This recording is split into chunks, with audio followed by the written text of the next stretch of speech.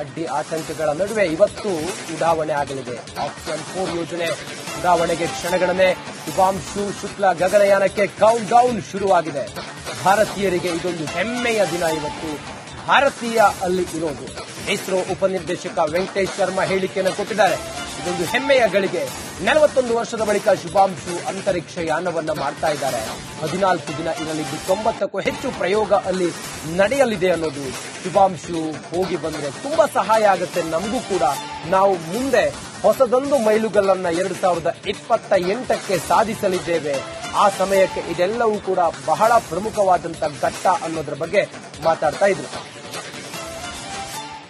ಭಾರತೀಯರೊಬ್ಬರು ಅಂತರಿಕ್ಷ ಯಾನ ಗಂಟೆ 10 ನಿಮಿಷಕ್ಕೆ ಈ ಒಂದು ಯಾನ ಆರಂಭವಾಗಲಿದೆ. ಈ ಬಗ್ಗೆ ಮಾತನಾಡೋದಕ್ಕೆ ನಮ್ಮ ಜೊತೆಗ ಇಸ್ರೋದ ಡೆಪ್ಯೂಟಿ ಡೈರೆಕ್ಟರ್ ಶರ್ಮಾ ಇದ್ದಾರೆ. ಮಾತಾಡಿಸಿನವ್ರ ಸರ್, 41 ವರ್ಷದ ಬಳಿಕ ಈ ರಾಕೇಶ್ ಶರ್ಮಾ 84ರ ನಂತರ ಇದೀಗ ಶುಭಂ ಶುಕ್ಲಾ ಅವರು ಹೊರಳಿದ್ದಾರೆ.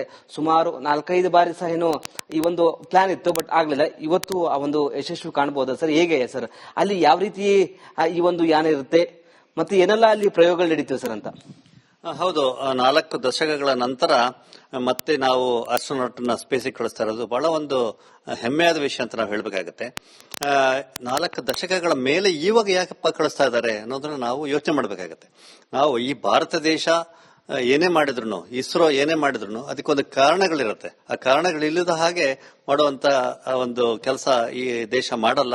ಅದೇ ರೀತಿಯಾಗಿ ಇವಾಗ ಒಂದು ಆಸ್ಟ್ರೋನಾಟ್ ಅನ್ನ 4 ದಶಕಗಳಾದ್ಮೇಲೆ ಕಳಿಸೋದಕ್ಕೆ ಒಂದು ಸಿದ್ಧತೆಗಳು ನಡೀತಾ ಇದೆ. ಯಾಕೆ ಇವಾಗ ಈ ಸಿದ್ಧತೆ ನಡೀತಾ ಇದೆ ಅಂತ ನೀವು ನೋಡಿದ್ರೆ, ನಮ್ಮಲ್ಲಿ ಗಗನಯಾನ ಅಂತ ಒಂದು ಪ್ರಯೋಗವನ್ನ ಮಾಡೋದಕ್ಕೆ, ಅಂದ್ರೆ ನಾವು ನಮ್ಮದೇ ರಾಕೆಟ್ ಅಲ್ಲಿ ನಮ್ಮದೇ ಆದಂತಹ ಒಂದು ಕ್ರೂ ಮಾಡ್ಯೂಲ್ ಸರ್ವಿಸ್ ಮಾಡ್ಯೂಲ್ ಅಲ್ಲಿ ಕ್ಯಾಪ್ಸೂಲ್ ಅಲ್ಲಿ ನಾವು ಗಗನಯಾತ್ರಿಗಳನ್ನ ಸ್ಪೇಸಿಗೆ ಕಳಿಸಬೇಕು ಅಂತ ಒಂದು 10-15 ವರ್ಷಗಳಿಂದ ಆ ಒಂದು ಎಲ್ಲ ಪ್ರಯತ್ನಗಳು ಮತ್ತೆ ಆ ಒಂದು ತಯಾರಿಗಳು ನಡೀತಾ ಇದೆ. ಅದರದ್ದು ಇವಾಗ ಮೆಚುರಿಟಿಗೆ ಬಂದಿದೆ. ಇವಾಗ ಇಸ್ರೋದ ವೆಬ್ಸೈಟ್ ಪ್ರಕಾರ, ಇಸ್ರೋ ಅನೌನ್ಸ್ ಮಾಡಿರೋ ಪ್ರಕಾರ 2026-27 ಅಲ್ಲಿ ನಮ್ಮ ಗಗನಯಾತ್ರಿಗಳು ನಮ್ಮದೇ ರಾಕೆಟ್ ಅಲ್ಲಿ ಅವರು ಉಡಾವಣೆ ಮಾಡಿ ಯಶಸ್ವಿಯಾಗಿ ಸ್ಪೇಸ್ಗೆ ಹೋಗಿ ಬರುವಂತ ಒಂದು ಸಂಕಲ್ಪ ಇದೆ.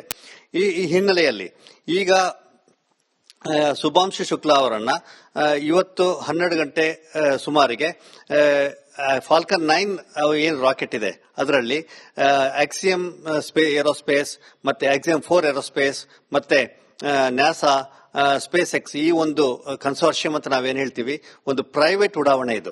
ಈ ಪ್ರೈವೇಟ್ ಉಡಾವಣೆಯಲ್ಲಿ 4 ಜನ ಆಸ್ಟ್ರೋನಾಟ್ಗಳಿದ್ದಾರೆ. ಒಬ್ಬರು ಆಕ್ಸಿಯಂ 4 ಇಂದ ಅಮೆರಿಕದವರು, ಅವರು ಕಮಾಂಡರ್.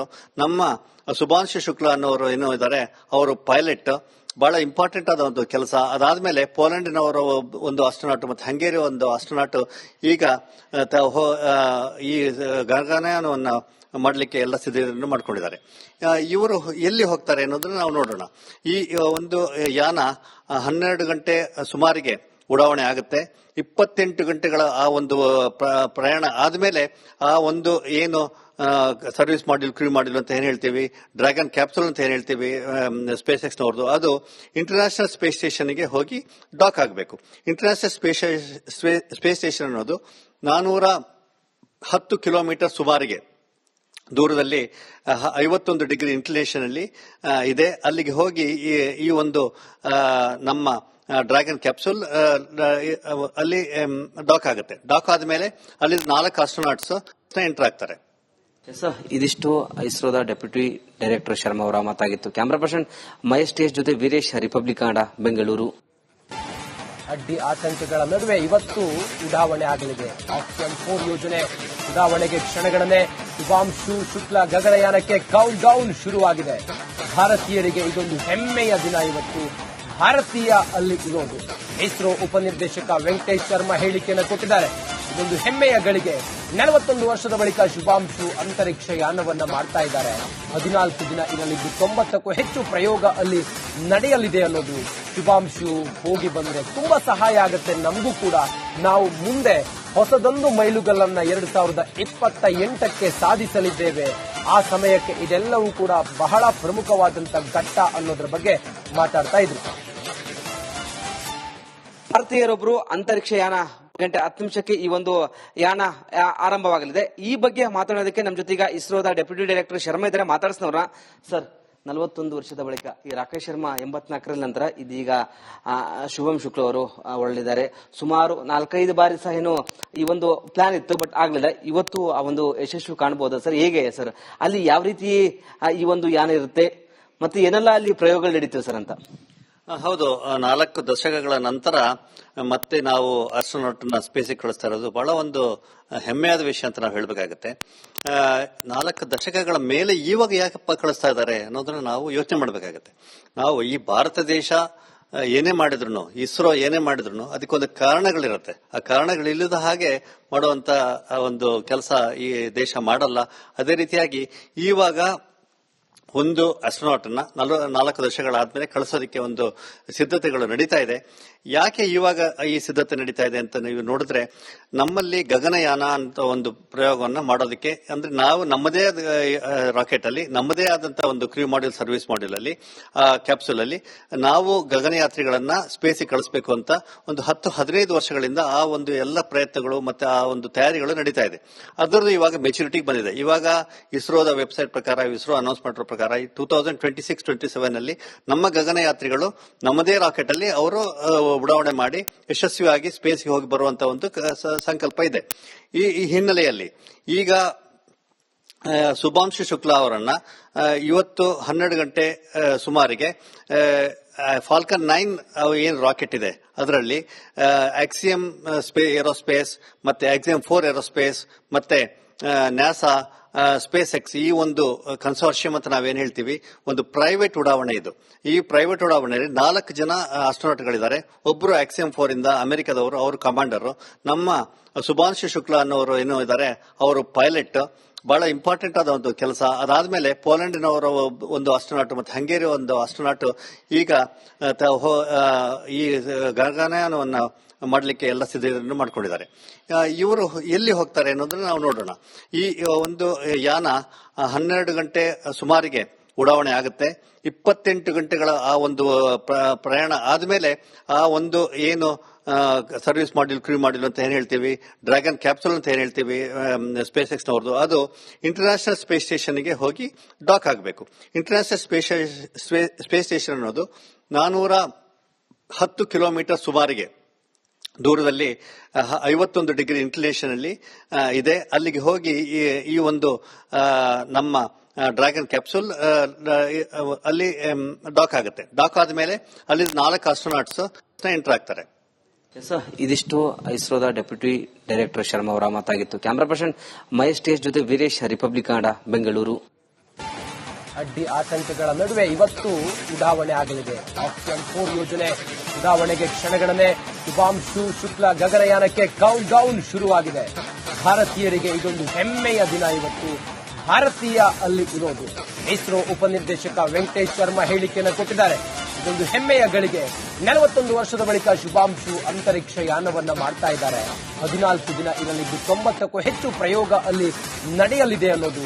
ಶುಭಾಂಶು ಹೋಗಿ ಬಂದ್ರೆ ತುಂಬಾ ಸಹಾಯ ಆಗುತ್ತೆ ನಮಗೂ ಕೂಡ. ನಾವು ಮುಂದೆ ಹೊಸದೊಂದು ಮೈಲುಗಲ್ಲನ್ನ 2028ಕ್ಕೆ ಸಾಧಿಸಲಿದ್ದೇವೆ. ಆ ಸಮಯಕ್ಕೆ ಇದೆಲ್ಲವೂ ಕೂಡ ಬಹಳ ಪ್ರಮುಖವಾದಂತಹ ಘಟ್ಟ ಅನ್ನೋದ್ರ ಬಗ್ಗೆ ಮಾತಾಡ್ತಾ ಇದ್ರು.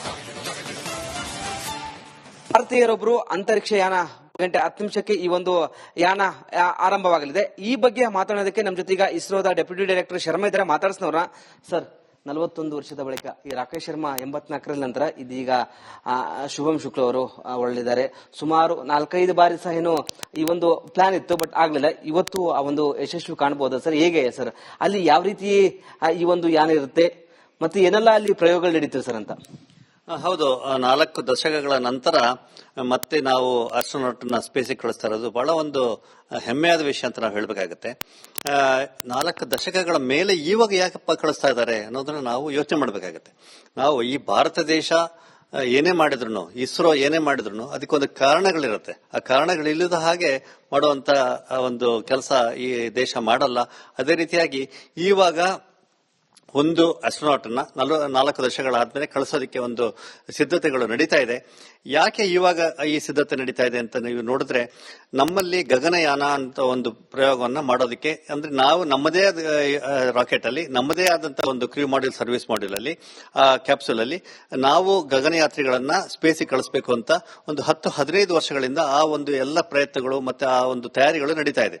ಅದರದ್ದು ಇವಾಗ ಮೆಚುರಿಟಿಗೆ ಬಂದಿದೆ. ಇವಾಗ ಇಸ್ರೋದ ವೆಬ್ಸೈಟ್ ಪ್ರಕಾರ, ಇಸ್ರೋ ಅನೌನ್ಸ್ ಮಾಡಿರೋ ಪ್ರಕಾರ 2026-27 ಅಲ್ಲಿ ನಮ್ಮ ಗಗನಯಾತ್ರಿಗಳು ನಮ್ಮದೇ ರಾಕೆಟ್ ಅಲ್ಲಿ ಅವರು ಉಡಾವಣೆ ಮಾಡಿ ಯಶಸ್ವಿಯಾಗಿ ಸ್ಪೇಸ್ಗೆ ಹೋಗಿ ಬರುವಂತ ಒಂದು ಸಂಕಲ್ಪ ಇದೆ.